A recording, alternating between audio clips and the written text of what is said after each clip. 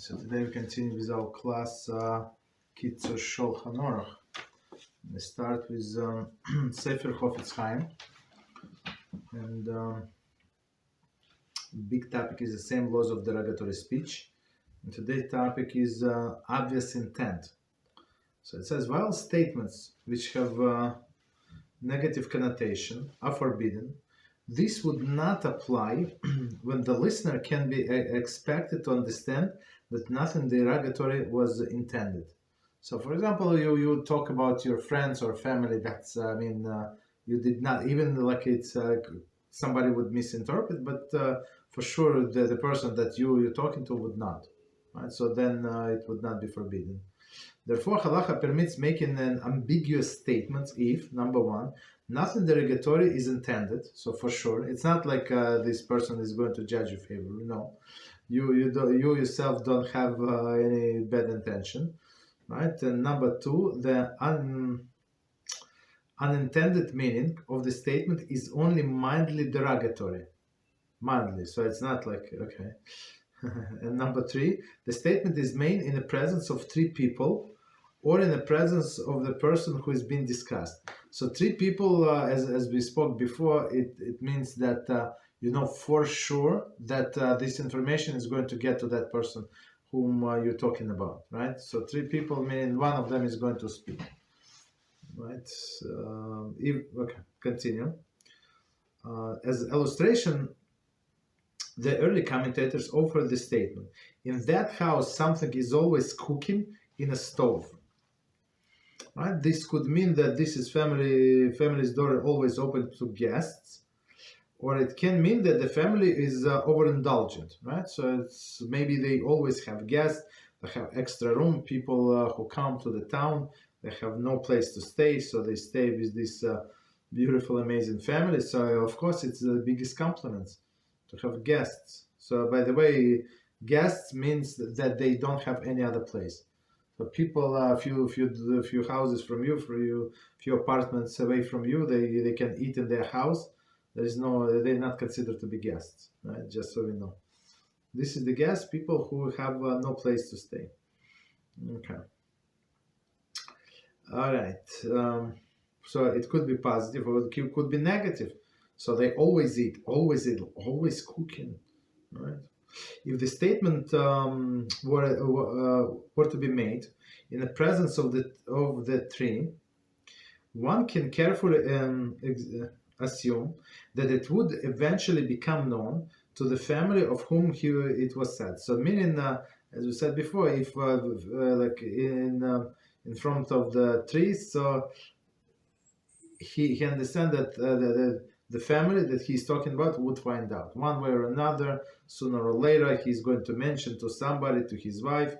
A wife is going to mention to another wife, and guess what? Such being the case, the listener would assume that the speaker intended it as a compliment. It would also be permitted. So, meaning, so he understands that the information is going to travel to that family. So it's most likely compliment. It would also be permitted to make such a statement in the presence of the family of whom it is said, since it would be obvious to all that there is no derogatory intent. So if somebody is present, but I would say don't speak ambiguously. Why do you need to do that? Just say whatever you need to say. Just add few words, and that's it.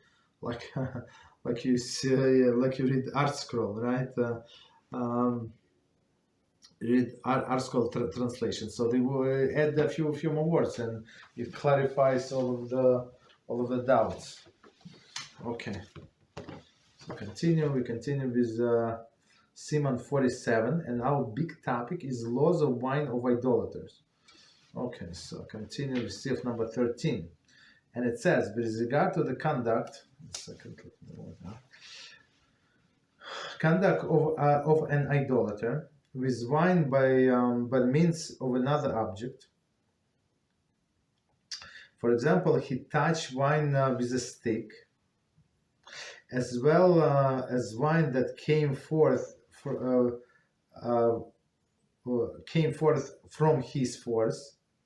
For example, he lifted the barrel and the wine spilled out, one must consult halakhic authority as to whether the wine is permitted or not. Okay, so let's read one more time and then we go into commentary. So one more time. With regard to the contact of idolaters with wine by means of another object. So if he touched the wine, he left the wine, that's the issue. Now we're talking about different case. For example, he touched the wine with a stick. So right, with a stick, with a straw, let's say, right? He did not drink, just touched. As well as the wine that came forth from his force. How? For example, he lifted a barrel and the wine spilled out. Okay, one must consult halakhic authority as to whether the wine is permitted or not. So we're talking about, as we said before, not cooked wine. So commentary. Wearing gloves when pouring the wine does not constitute contract by the means of another object. So okay, so gloves is not that. Therefore, any wine, with exception of the kosher wine that has been heated to the temperature cited above in note 8 that we spoke, touched by or poured by a waiter who is an idolater, is certainly prohibited, even if he is wearing gloves. So I mean that's the final halacha. They say, ask Rabbi. I'm not sure. Maybe there is a lenient opinion, but I'm not aware of one. I mean, okay. So technically, so if this non-Jew picks up your bottle and pours you, like he does not touch touches the bottle. And even if this bottle in a bag, a plastic bag, does not make any difference. So this wine, it becomes prohibited. So you have to pour out the wine. Okay, and same applies to the not Shoma Shabbos Jew. In this case, they exactly the same. Okay, so continue. Halacha number 14. Halacha number 14. The following two seifim discuss how to ensure the integrity of wine in the possession of an idolater, and the wine being produced from the grapes belonging to idolater. That's very interesting thing. I mean, you, for example, you must rent a place from somewhere, from someone to store the wine. Okay, you have a wine press, you have vineyard, but still does not mean that you have like a storage space, right? That's okay, very interesting. So it says, if one who ships kosher wine with an idolater must take great care that every place of the container where there is a spigot or a stopper should be sealed with 2 seals.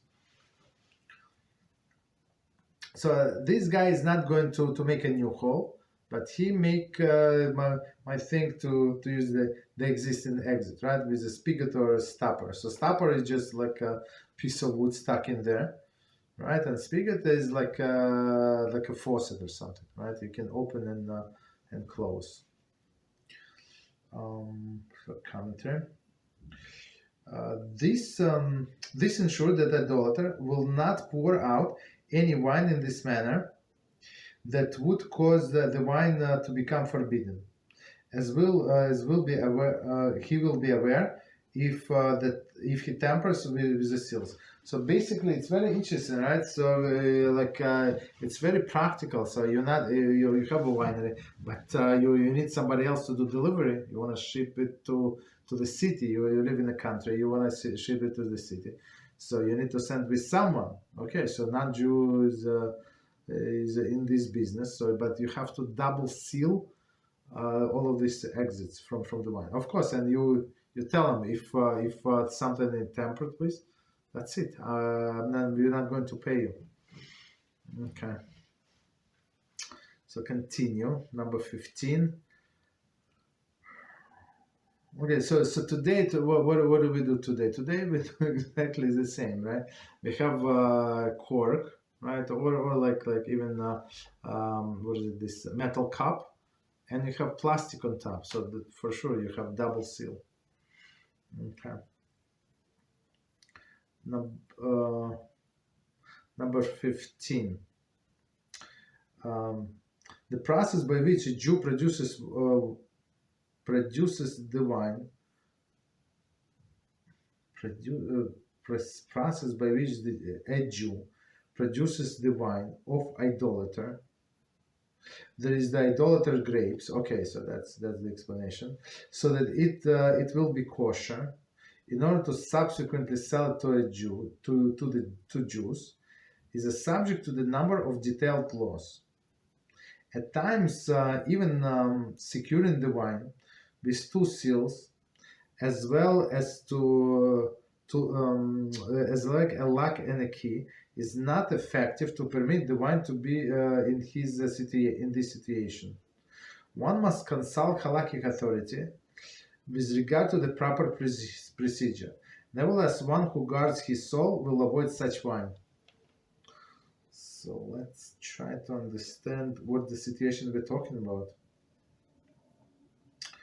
This is he meticulously avoids the situation that has resulted in spiritual harm. So let me read one more time. I'm not getting the situation.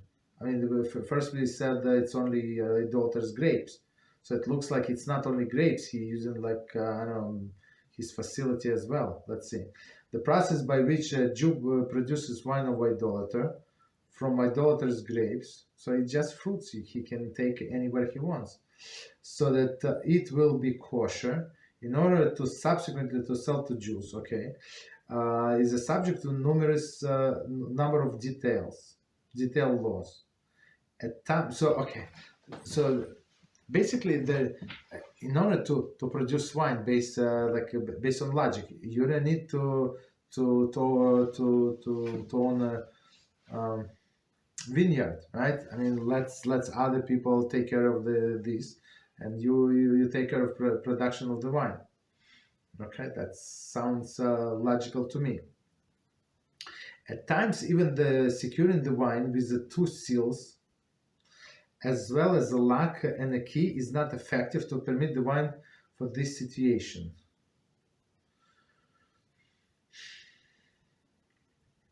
Something is missing here. One must consult halakhic authority with regard to this to the proper procedure. So something in a storage of a non-Jew, the way I understand. So otherwise, why are we talking lock and a key? I'm not sure. Nevertheless, one who guards his soul will avoid such wine. So in what we can explain for sure, this last sentence. So it says meticulous people who trying to avoid all of this possible danger, spiritual danger, they would avoid. As we said many times, the best solution, just don't go there. Don't start things like some business, or like when you might need to lie, or like you be forced to lie, or other things. So don't do it. Okay. So number 16, a utensil that was used for any questions, by the way, on what we said? Okay, so continue. Number 16, a utensil that was used for wine of an idolater is unfit for the kosher use until all residue of the prohibited wine has been removed. The remainder of the Siman is devoted to discussion how is this accomplished. Right, so utensil that was used for an idolater is unfit to for kosher use until the residue. So now we're talking about in general, I guess. Okay, so let's see. The methods of rendering utensil used for wine of an idolater fit for kosher use is dependent on type of utensil it is used. So many times you're not building the whole winery from scratch. Many times you just buy everything existing, right? And then you need to kosher things, right? If the utensil that used to hold wine for only short time and the non-kosher wine did not remain in them for 24 hours, 24-hour period, the halacha regarding such utensil is that whether they are made of the leather or of wood, glass, stone, or metal, if they are not coated with a pitch, one wash them well with water 3 times, and they're permitted. So let's try to understand. So first of all, we say, so this is big leniency.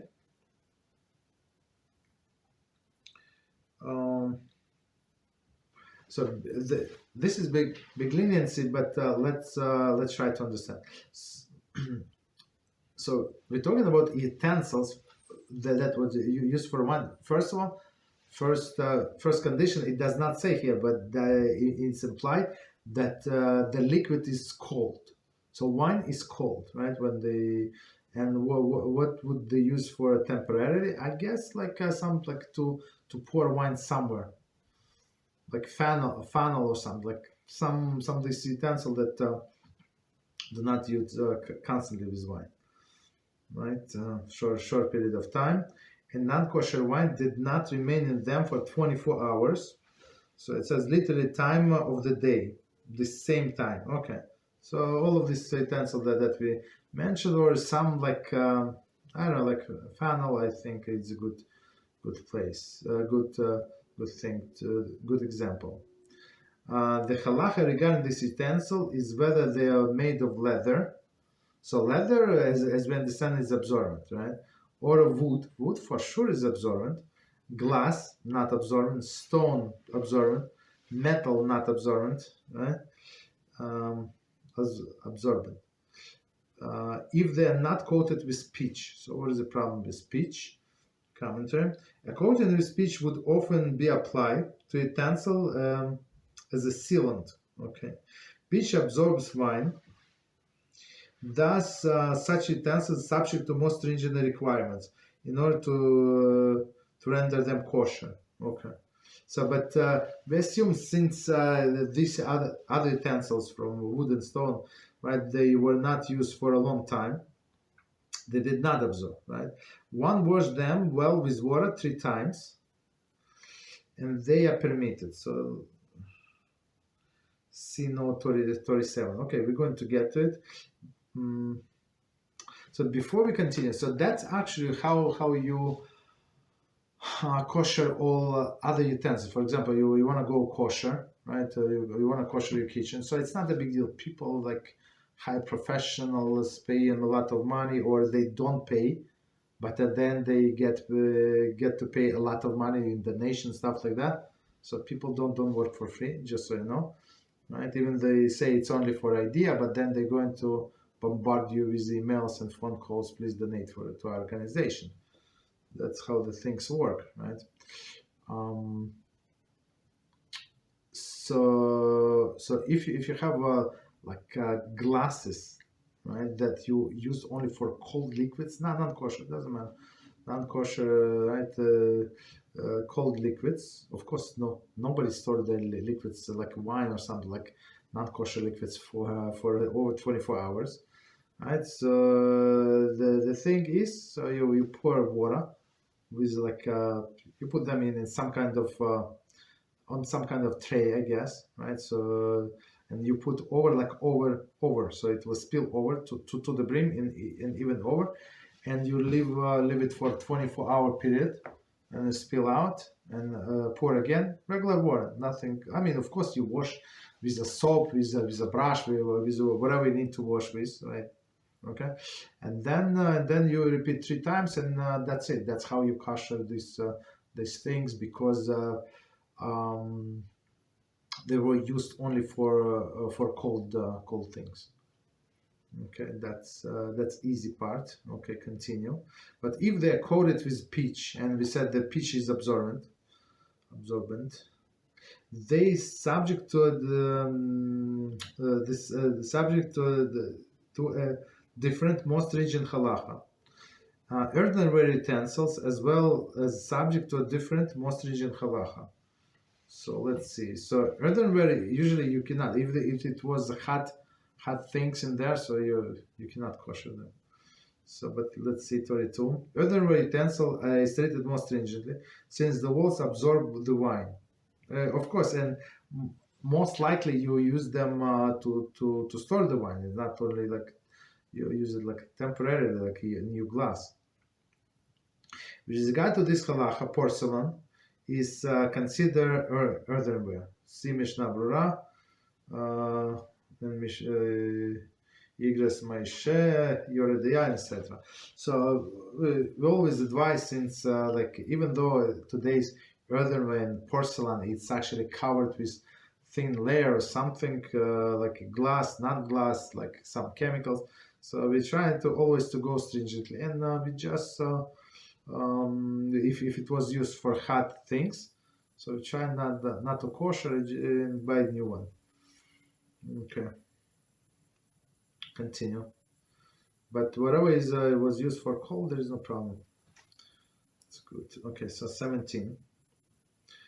Regarding utensils that were made to hold wine for storage, so they're designed to hold wine for at least 3 days.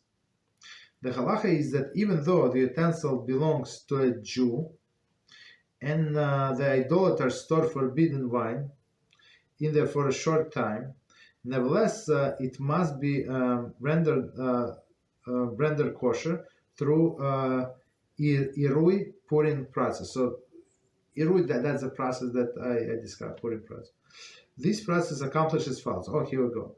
The utensil is filled with the water to overflowing, right? So that's what we said, like put it on a tray or something. So because it would be extra well, you want like the brim for sure to be covered, for sure, right?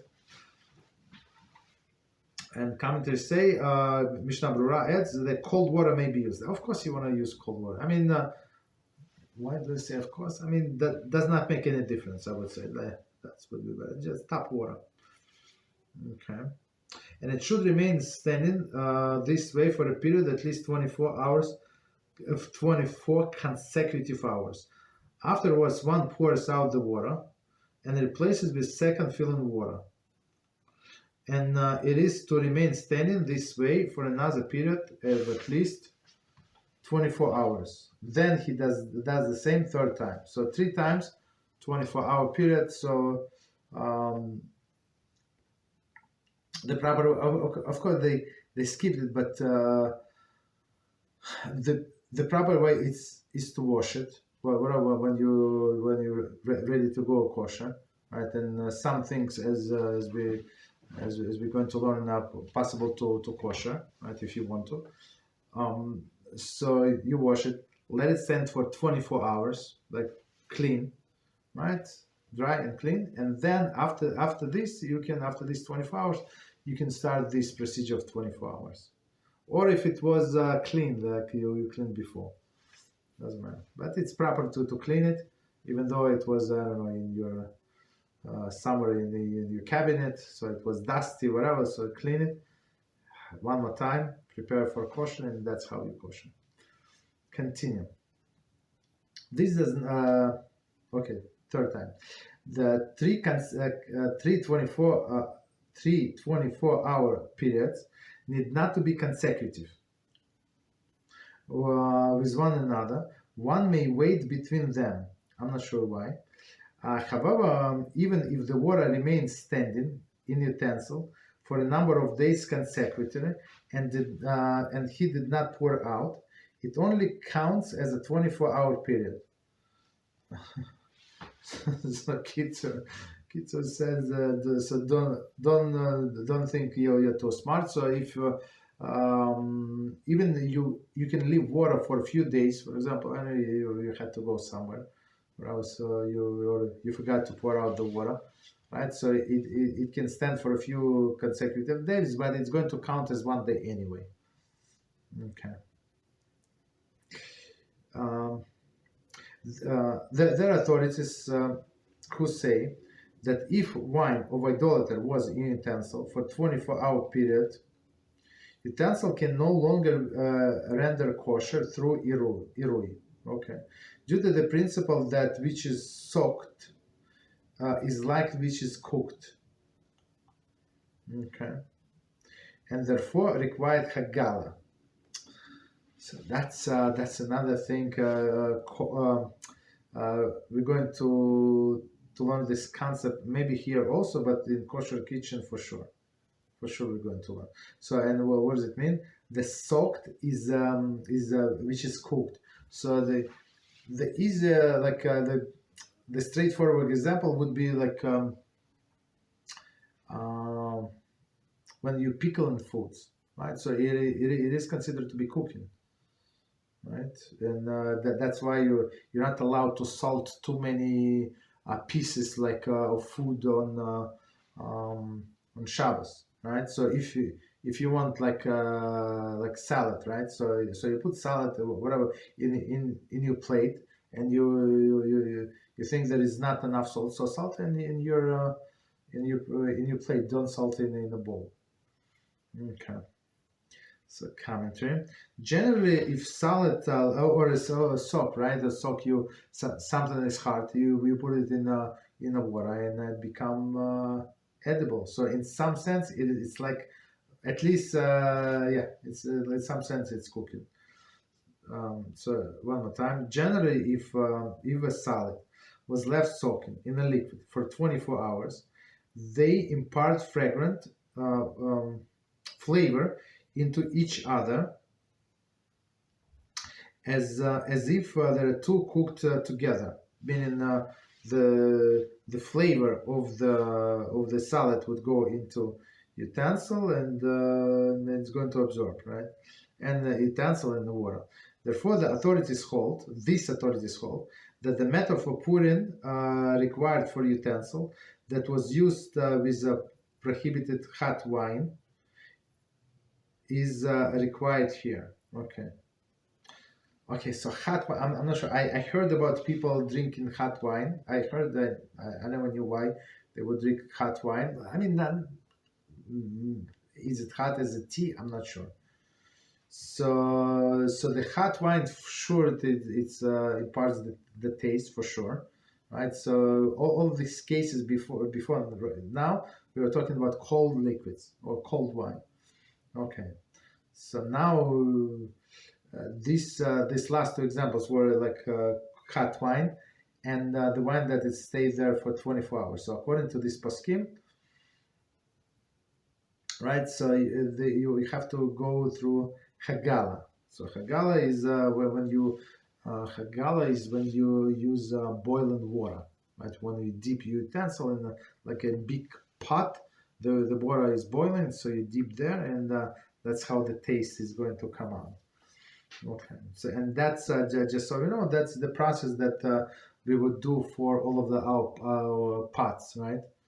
Pots that or even right pots or even pans that you use with oil, right? So you would look like deep fried something, right? With a lot of oil that's considered to be cooking. So that's how you would kosher those.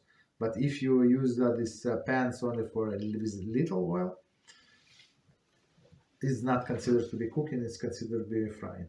So that's a different story. So here is how to get rid of forbidden taste when through water. So commentaries say hagala is a process of pouring hot water or any flavor that was absorbed. Apologize. The hagala is a process of purging with hot water any flavor that was absorbed in the walls of utensil, right? So you need like something like to purge to get this flavor out. This method is employed to permit the usage of the utensil that was previously used with hot prohibited foods. Okay, this process is described below in Siman 116. Whoa, it's probably the loss of Pesach. It's we're not going to get there anytime soon. So that's as I said, that's what we do with all of the utensil that we use that we use for forbidden substances, non-kosher substances, with water when it was hot. But the same process would apply, for example, you have somebody visiting you, so usually it's not a good idea to have this to give these people access to the kitchen if they do not know your house. Better if they do know the house. So in our kitchen, my wife says, this is the line. You don't cross the line. And people, some new guests, they try to be nice and put the dishes in the sink. So we said, no dishes is needed. Just leave it. We're going to take them and put it to the counter. You're nice enough, just don't touch anything, right? So because people do not know, how do they know which sink is for what? How do they know where to put or where not to put? Like, right? So but if you have a guest that forgot to ask you and they try to help you with whatever, and they start cooking soup for you while you're sleeping, right? They get up at 5:30 in the morning, cooking soup for you, and then she uses this milk spoon for your soup. Okay, so in the end you would need to kosher this spoon in this way. Okay, continue. In a situation where there is no great need to be lenient, one should stringent in this regard and conduct itself according to this view. Meaning, so what was the original one? 1 second. So meaning that it was cold wine stored there for more than 24 hours. Okay, so what does it mean? Commentary. Rabbi Moshe finds in the Ingras Moshe Yeredeya 3, paragraph 32, asserts that Irui suffices even in this situation, and it's not necessary to be stringent at all. Okay, so Rabbi Moshe said that's all. We don't have to do this Hagala. So as you see, Hagala is very dangerous. Right, dangerous in what sense? That you can burn yourself. Why? Because you go in and out this big pot with the boiling water. So of course it's dangerous. So buy yourself there is special gloves that they sell what is it? The heat resistant, not just like a rubber glove, but there is a special heat resistant gloves, and we have a pair, and anybody needs to borrow, they come to us. We give them this pair of gloves. We give them this pot. So Baruch HaShem, you buy this pot once, you lend to other people. They do big mitzvahs with this. It's very interesting. Such a cheap mitzvah to do. You buy it once and you store it and give when people need it. So everybody knows that I have this pot. Everybody knows. Everybody comes to borrow. Okay, Baruch Hashem. Any questions on what we said? Or we continue? Tell me.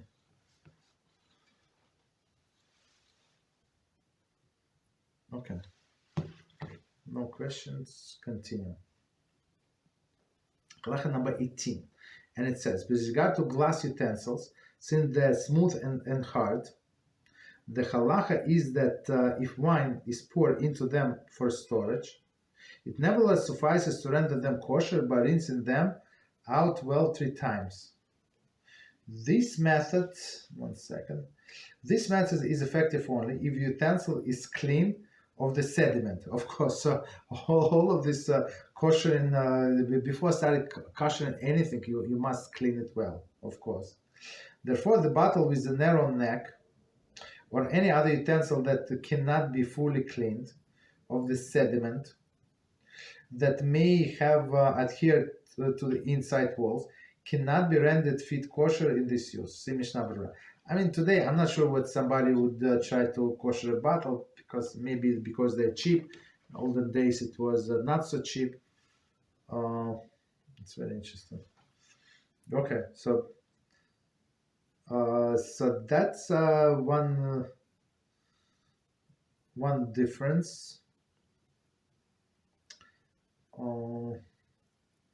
between Sephardic custom and Ashkenazi custom. One more difference, right? So according to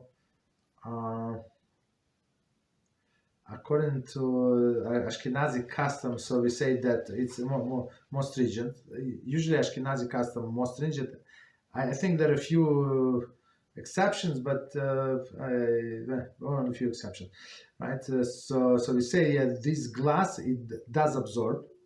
And even the glass is strong. The glass is considered to be like a steel, right? So it's still, we say, absorb, and according to a Sephardic tradition, I think they say it's not absorbent, so they're more lenient in this case. Okay, but as we just saw, they have a poskim to rely on. There is no problem. Okay, so when we say somebody is more stringent, somebody is lenient, so there are always opinions.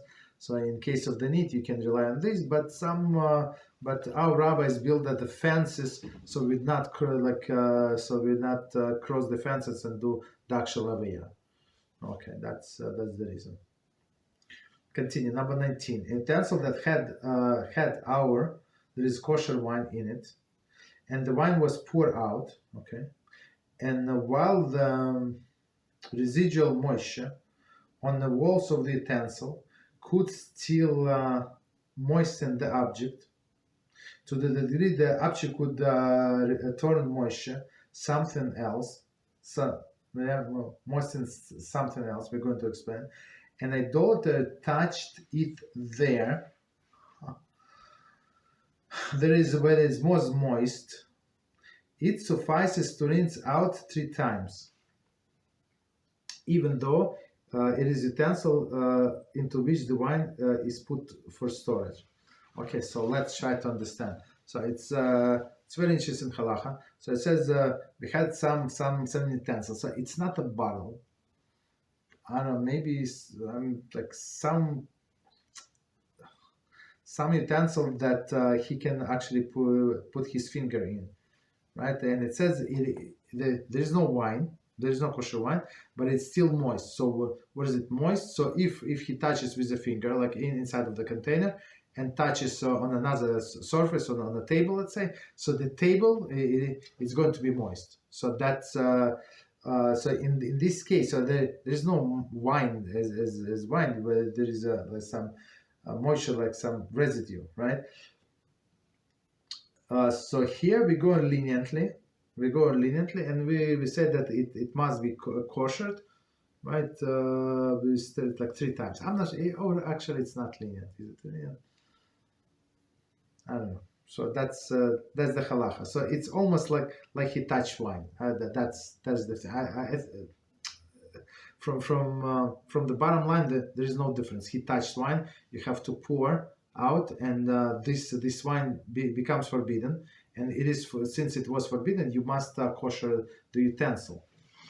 Okay. So here, even though it is no actual wine, but it's moisture, so we also have to kosher the utensil one more time.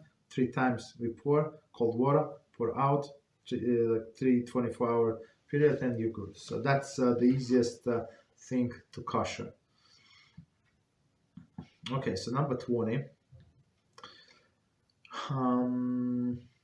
The ruling that rinsing or irui, meaning as we said 3 times, is effective in the previous mentioned cases, applies only with utensil that was used exclusively with cold wine.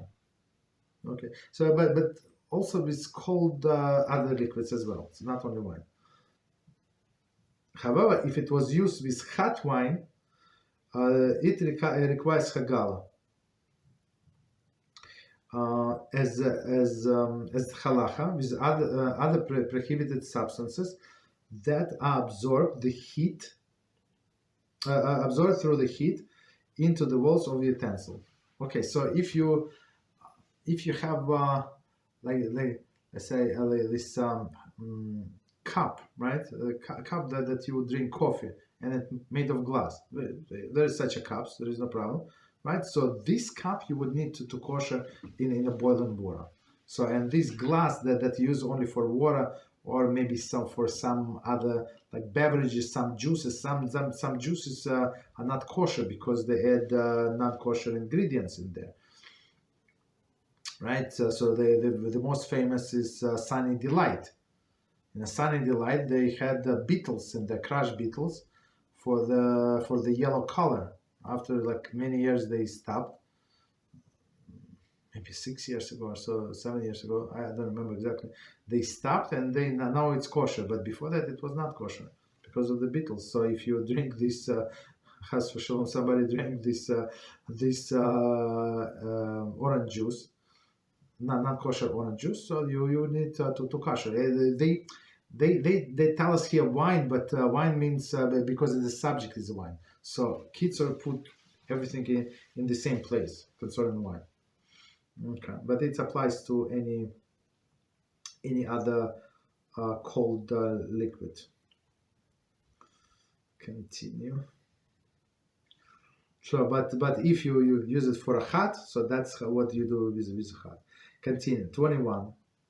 With regard to utensils of the wine press, that's a big deal. The winemaker equipment, the halacha is that even though the wine is not stored in them, since wine used in them in abundance, they are treated stringently. And the question of how to render them kosher must be posed to competent halakhic authority. So I think there are 3 ways you have to, if you don't want to do anything, you wait 12 months, or you have to scrape, and you have to use the chemicals. And guess what? In the Talmud they use what chemicals to scrape it with hot water, this and that. So it's a big deal, but it's possible to kosher. Okay. So number 22, all utensils used for wine of idolaters that have aged for 12 months, exactly as we said, right? There is 12 months have passed since the last use of wine, are permitted. For it is certain that all the moisture of the prohibited wine has dissipated. That's it. So I mean, even if it was a wine, now it's only garbage. So you can wash it, and that's it. And even if he places water into utensils during these 12 months, it is of no consequence, for that does not prevent the residual moisture from dissipating. Okay, so I mean, I don't know why somebody would use 12 months, but technically, as we said, there is no problem. But if you don't want to do anything, that's what you do. You just wait. Okay. Any questions on kosher and non-kosher wine? Okay, no problem. So we start then. Okay, go ahead, please.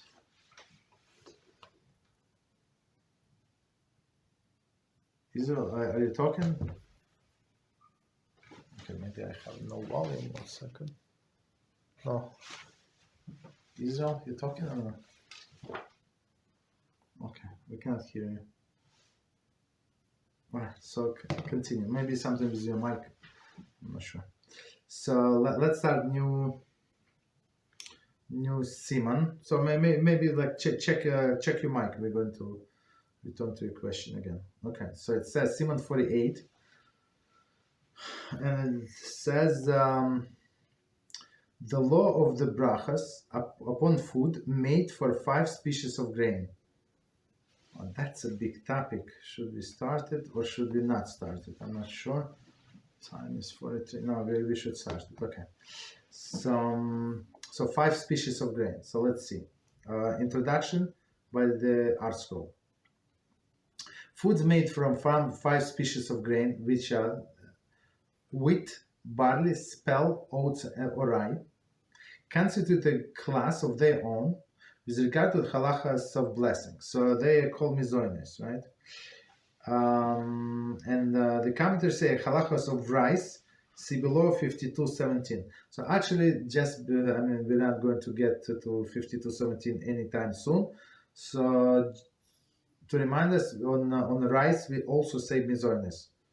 Rice or wheat or barley spelled oats and rye. We treat it a little differently, but with bracha rishona, with the first blessing, it's exactly the same.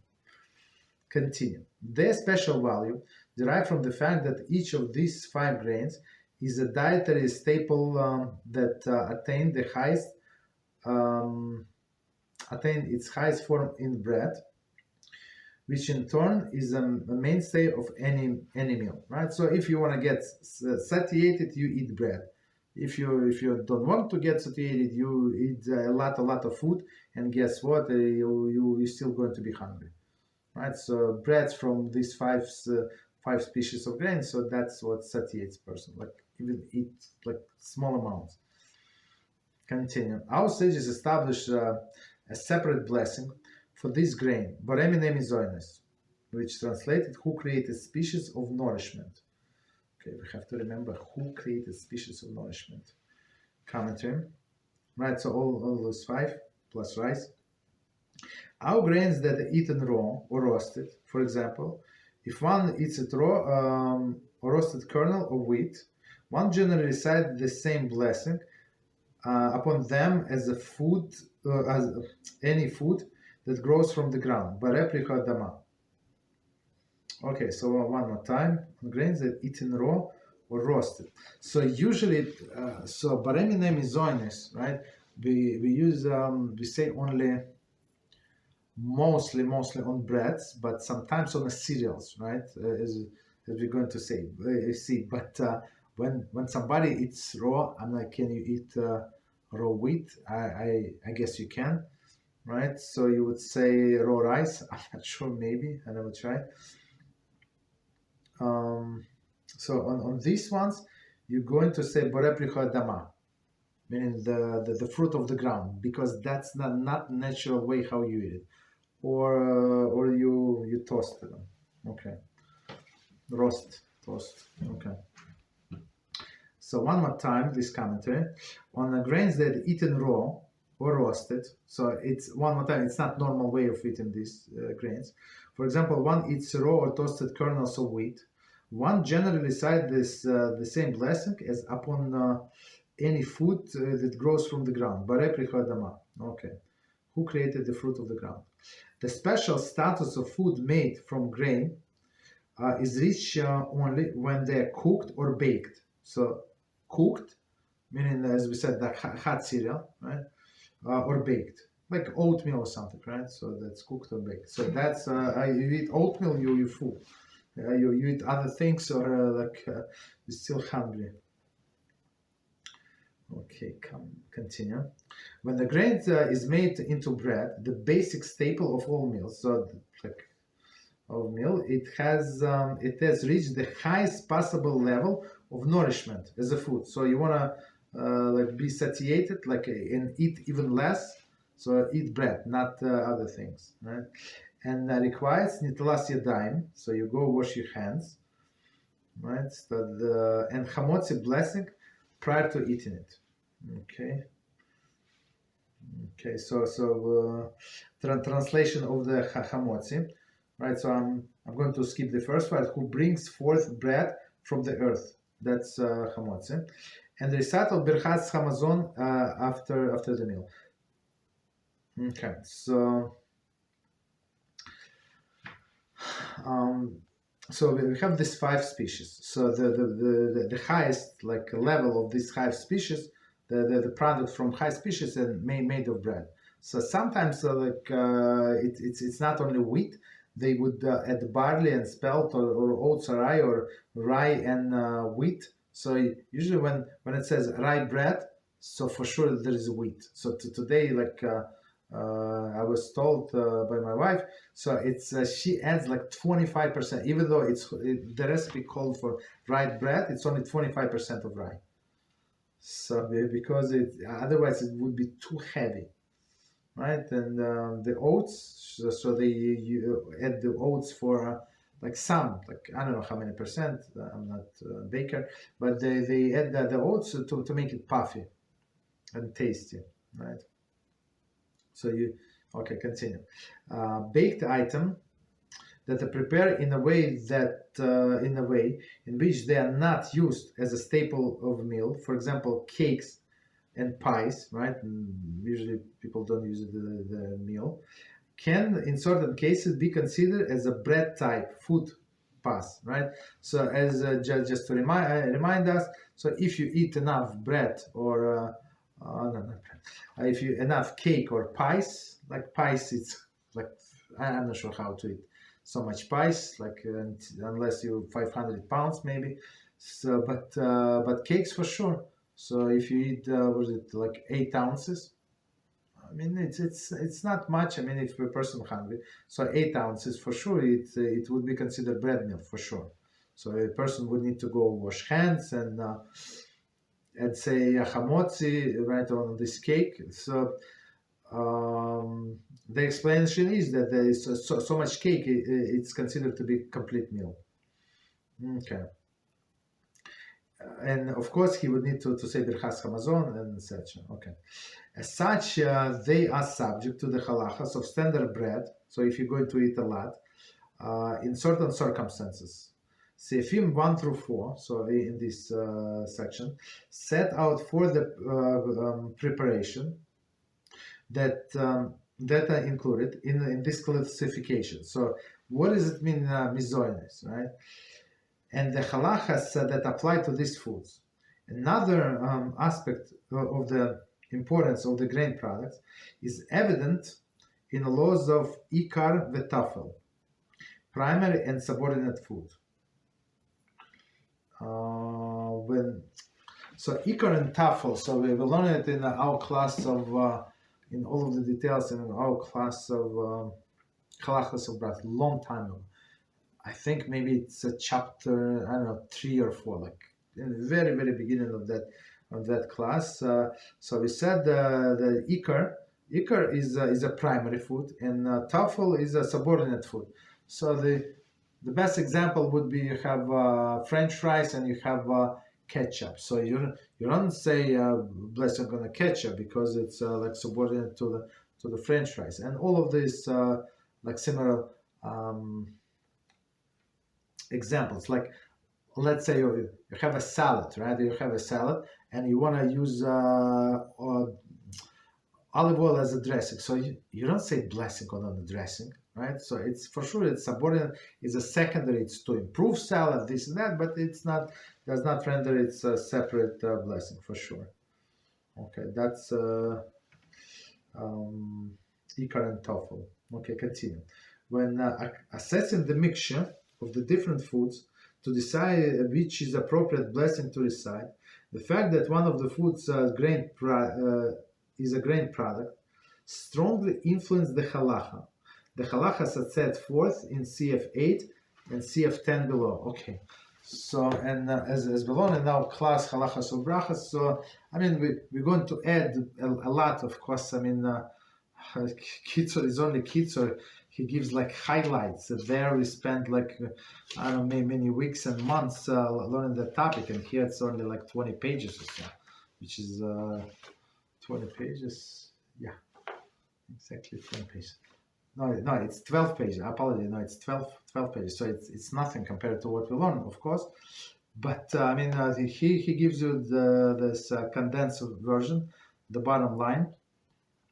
So to remind us, so if you have in any mixture, you have some mizoines product, you say blessing on that mizoines product. So if you have a salad, you have like a lot of like cucumbers, tomatoes, like lettuce, all of these beautiful things. Of course, lettuce you must check for bugs. It's a must, right? And you wash it well and check, of course. And you have few like croutons, like bread croutons, not bread. I don't want to say bread, like mizoines croutons. Right, and it's a big difference between bread croutons and mizoines croutons, right? So you said on blessing on that first, even though it's minority. I don't know, what is it, 1% maybe? Like they put it on top, like few like mix, and not too many. So you make separate blessing. Why? Because they're very important. So the problem with croutons, I'm going to remind us because it's very important. So some people would dry bread, right? Like, whatever leftover bread, they would cut in like squares, right, rectangles, whatever, and put it in the stove to dry, and have these croutons. So these croutons 100% bread, right? So when we say croutons as a mizoines, it's something like we would buy in a store, right? That is all like in the pack, in the bags, and on those you say mizoines because all of them like at least majority. I don't know all of them. I'm not didn't see all of them, but majority of them were like actually deep fried in oil. That's why they're so tasty, right? So deep fried in oil. So that's for sure. It's considered to be cooked. But ours, when it was bread and you dried in an oven, it's 100% bread. So be careful. I mean, if you use it, if you eat them during the bread meal, there is no problem whatsoever. This bread and that bread, that's fine. But if you eat this salad without bread, so yeah, you would need to make a blessing on that first. Okay, so let's see. So we stop here. And any questions on any topic?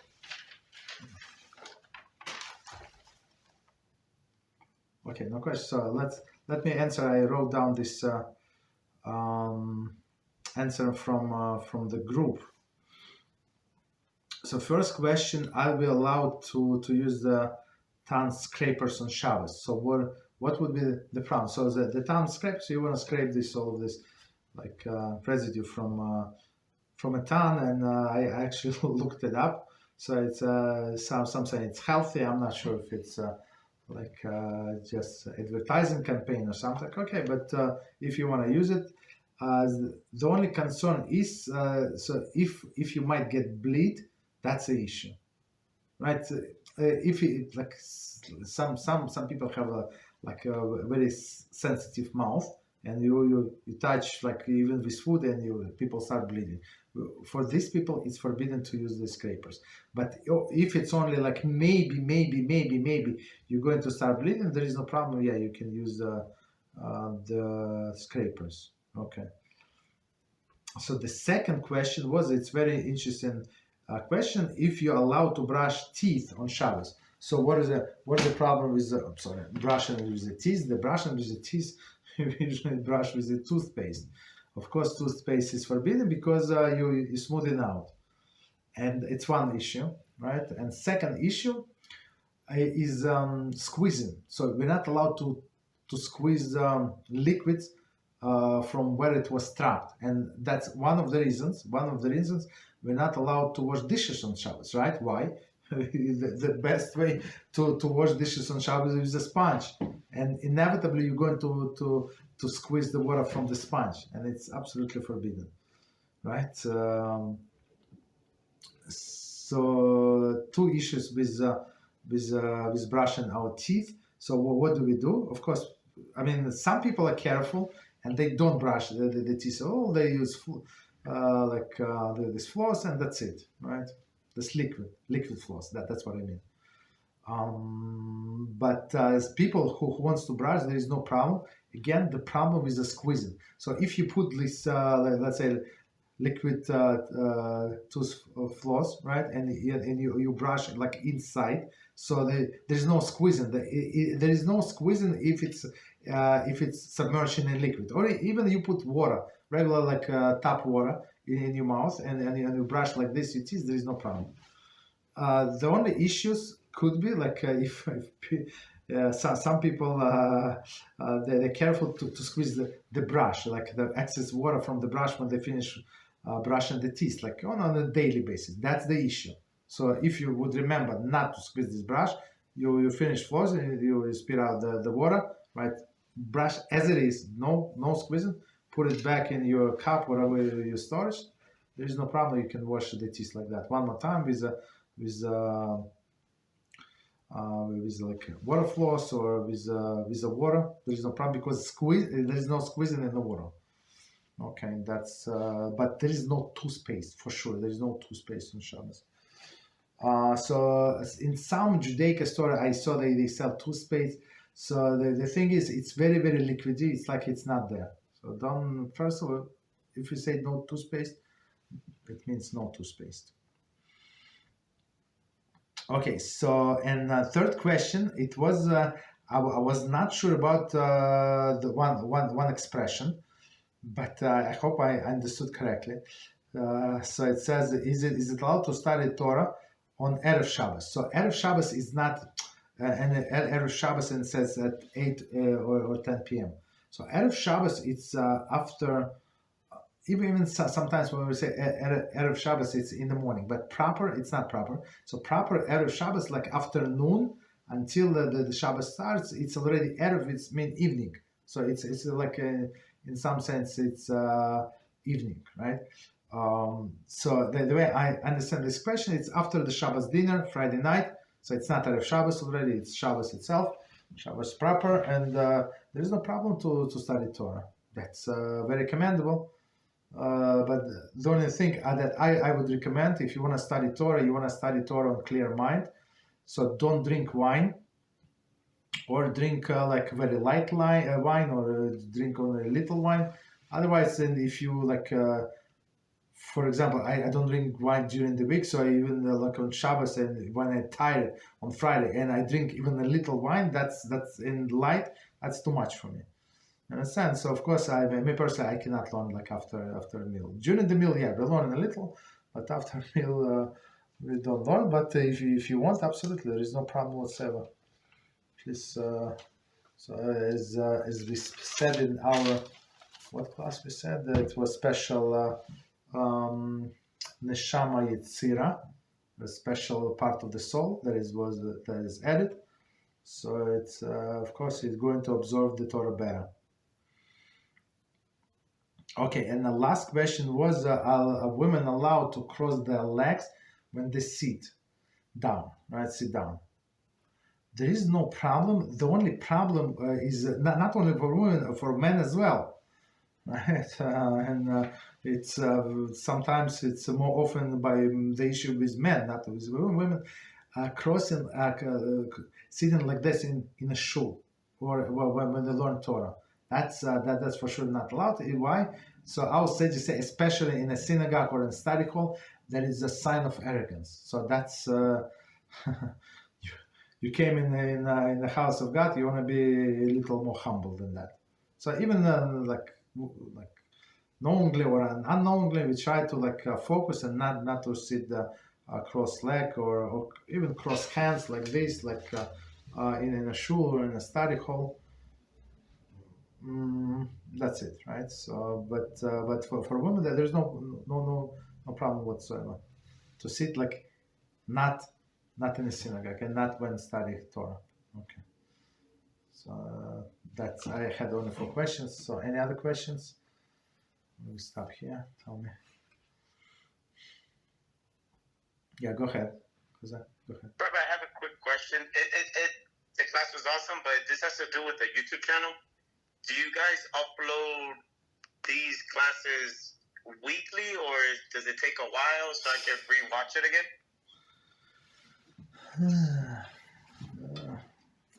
Very, very unfortunately, so we are very behind for whatever reasons, many reasons.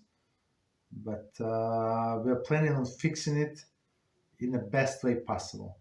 Yes, so right now, the classes they're uploading, I hope they do, maybe from 4 months ago. Okay, so, but I mean, they're going to be there, but we are planning something else where it would be more like searchable, and like we're trying to restructure things. But thank you very much. That's big pain. Whatever is going on there, it's a lot of classes mixed, everything. So I mean, unfortunately. So, but BeEzrat HaShem, we have a great team that is going to help us, all of these righteous people, who is helping us to put these classes in a better order. Okay. Any other questions? Yes, go ahead, Israel. I heard about the croutons. I couldn't speak before. Yeah, go ahead. So, what does it mean that they are made? So now they are made of rice? No. They were cooked. Cooked meaning they cooked in the oil. You know, they deep fry. They put piece of bread in the oil, take out. That's what it means. So if we make bread by frying it, so it is no longer bread. No. So that's okay. So what you're asking, it's not such a simple question, because they call it French toast, right? So you put it on the oil, you put in an egg or something, either put it in a pan. So and it's very questionable what blessing to make. Why? Because it's not a lot of oil, so you cannot call it deep fry, and it's not only like a little oil that would call it bread for sure. So I would say just say don't eat it with not in a bread meal, because there is the opinion this way and that way.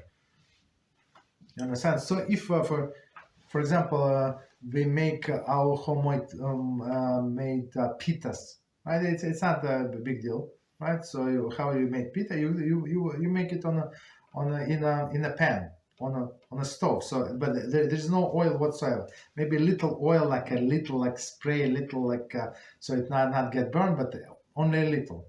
You understand? So it's considered to be 100% bread, 100%. But if it's a little oil, so in order for it not to get stuck or whatever you fry, so that it's still considered not cooked. But if you have a lot of oil, a lot, even though it does not cover, if it's covered completely, whatever you cooked, that's for sure it's cooked. But if it's covered like partially, that's in many cases it's an issue for if it's misogynist. Understand? That's the thing. So for example, pancakes, right? You make I mean thin, but almost no oil. Okay, what else? Any other questions? And the last one for today for me is if cream cheese, can it pass as kosher if the rennet is, I think it's called microbiotic rennet. Oh, it's like chemical. I don't know. Yeah, I know. Yeah, yes. I know exactly what you're talking. You see, the problem is all of the cheeses that the milk that was used for this cheese is not supervised by a Jew, right? And plus there is it could be other like things that they added to this cheese. As I said about this example, I think it's a good example. In the orange juice, they had beetles, bugs, like crushed bugs, because they produce beautiful yellow color. Understand? So for us is disgusting after but if so for many years, and it was one on the list of Rabbi Rubenschlitter that he explained. So for many years there is no kosher sign.